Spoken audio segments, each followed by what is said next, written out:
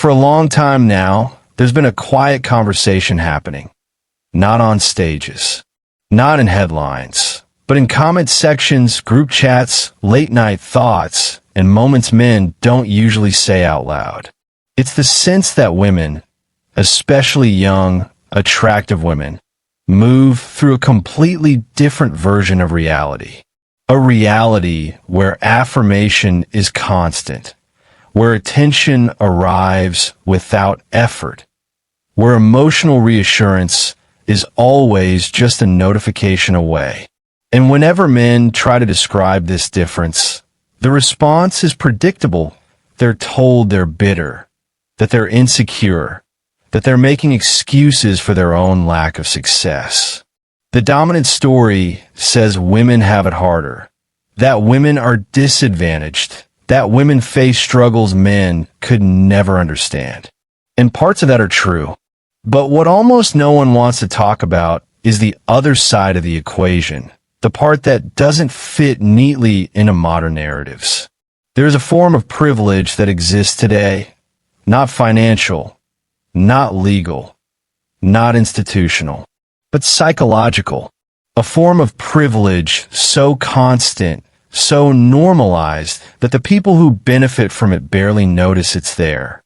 The privilege of continuous social validation, the privilege of attention, the privilege of living in an environment that repeatedly confirms you matter, you're wanted, you're desirable.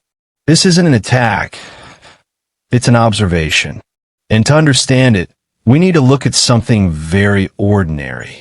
Social media. Take an attractive woman posting a photo online. Nothing dramatic, and oh special effort. Just a casual snapshot of her day. Within minutes, engagement begins. Likes stack up. Comments appear. Compliments, admiration, symbols of approval. The system notices the interaction and pushes the post further. More eyes, more feedback, more reinforcement. By the end of the day, she's received a volume of positive affirmation that many men won't experience in weeks or even months. And the key detail is this: it doesn't happen once. It happens constantly. Every time she checks her phone, there's something waiting. A reminder that someone noticed, someone cared, someone found her valuable enough to respond. Each notification delivers a small psychological reward, a subtle but powerful signal that reinforces her sense of self. Now compare that with the average man. He posts something similar, same intention, same desire to share, and almost nothing happens. A few likes, if that. Maybe a comment from someone who knows him personally, no amplification, no algorithmic boost. The post fades quietly, unnoticed. This isn't about ego. This is about the environment. These two experiences create entirely different internal worlds. One lives in a reality where approval is ambient, always present in the background. The other lives in a reality where approval is rare, conditional, and must be earned. And that difference doesn't stay confined to social media. That IT spills into confidence, expectations, resilience, and decision-making. When someone is consistently reminded that they're valued, it shapes how they move through life. They recover faster from setbacks. They assume things will work out. They carry an invisible safety net of reassurance. When things go wrong, the impact is softened by accumulated affirmation. For many men, that buffer doesn't exist. When something fails, there's no external counterweight, an chorus of reminders waiting at home. Just silence. The disappointment sits unchallenged. The self-doubt has space to grow. This creates a fundamentally heavier psychological load. And over time, that difference compounds. Consider how this affects life decisions. When attention is constant, it creates a sense of abundance. And abundance changes how time feels. If options keep appearing, urgency disappears. Why rush? Why commit? Why choose now when tomorrow promises even more?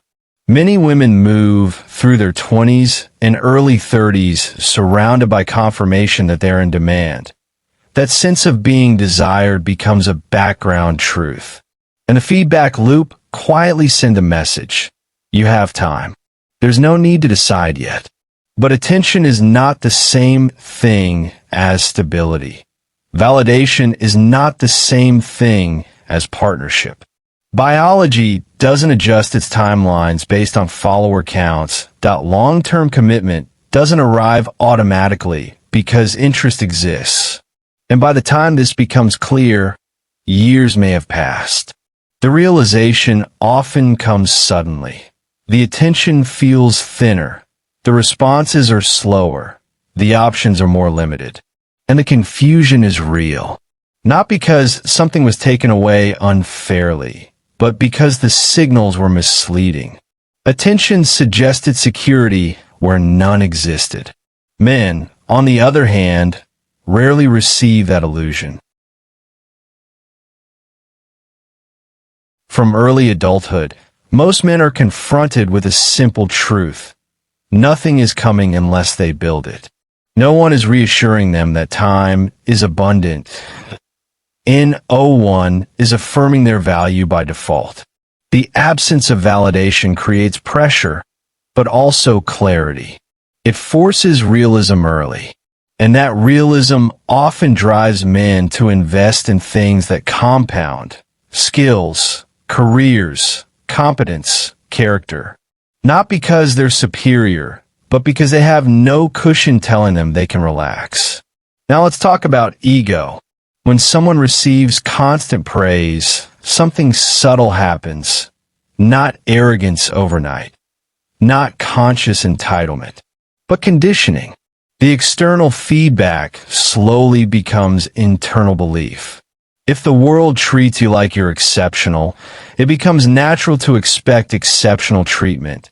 That if people compete for your attention, competition starts to feel normal. That if admiration flows easily, its absence feels like something is wrong. This is how entitlement forms, not from malice, but from the environment. And this is where relationships become strained. Men often sense expectations they can't quite name, a sense that they must impress, pursue, perform. Not because the woman is cruel, but because equality feels unfamiliar when elevation has always been the norm. To someone shaped by constant validation, being treated as an equal can feel like a loss. And then there's social media. What once existed in limited physical spaces now exists globally, instantly, endlessly. Validation is no longer occasional, it's on demand. The scale is unprecedented, and this creates an imbalance before dating even begins. One person arrives already affirmed. The other arrives relying entirely on internal confidence. One has abundance, the other has scarcity. Neither is morally wrong, but the starting positions are not equal. This is why modern dating feels confusing. Men feel replaceable. Women feel underwhelmed. Men are competing not just with other men, but with an entire ecosystem of affirmation. Women compare real people to a composite of endless attention. And no human can live up to that. There's a cost to all of this. The first cost is timing. Attention delays decisions. The second cost is dependency. External validation weakens internal grounding. When approval fades, as it always does, there's nothing underneath if nothing was built. This is why the attention isn't a gift. It's a temporary advantage with long-term consequences. Meanwhile, men who invest early often improve with age, not because life favored them, but because necessity forced growth. Different starting points, different trajectories. The solution isn't resentment, and it isn't denial. It's awareness. Men benefit from understanding the environment instead of fighting it. Women benefit from recognizing that attention is not the same as value. The people who thrive long-term are the ones who see past the illusion early, who don't confuse applause with substance or desire with destiny. Once you understand the dynamic, you can move through it intelligently. Not bitter, not naive, just clear-eyed. Because attention fades, but what you build internally and externally determines what remains when it does. And that's the difference between being admired for a moment and being chosen for a lifetime.